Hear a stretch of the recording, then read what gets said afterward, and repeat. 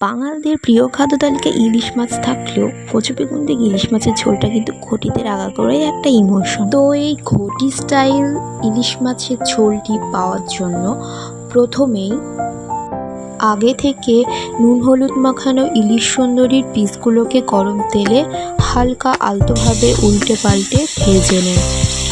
ভাজা হয়ে এলে মাছগুলোকে একটা পাত্রে তুলে নিন। এরপর ওই তেলেই কালো জিরে ফোড়ন দিন। এরপর লম্বা লম্বা করে কেটে রাখা কচুগুলোকে ওই তেলে খানিকক্ষণ ভেজে নেন। ভাজা হয়ে আসবে যখন লাল লাল হয়ে, তখন ওর মধ্যে ওই টুকরো করে কেটে রাখা বেগুনগুলোকে দিয়ে দেন। এরপর অল্প পরিমাণ জিরে গুঁড়ো দিয়ে দেন। যেরম ঝাল খান সেই স্বাদ মতো লঙ্কা গুঁড়ো,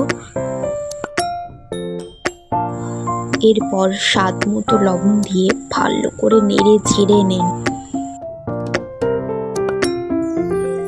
এরপর আপনার পরিবার যেরকম ঝোল খেতে পছন্দ করে সেই পরিমাণ মতো খানিকটা জল দিয়ে দিন। জল দিয়ে গ্যাসের ফ্লেমটাকে হাই করে খানিকটা ফুটিয়ে নিন। এরপর ফুটে আসলে ভেজে রাখা ইলিশ সুন্দরীর পিসগুলোকে দিয়ে দিন। এবারে আগে থেকে বেটে রাখা পোস্ত দিয়ে খানিকক্ষণ নেড়ে চেড়ে ঝোলটাকে 5 মিনিট মতো ফুটিয়ে ঘন করে নিন।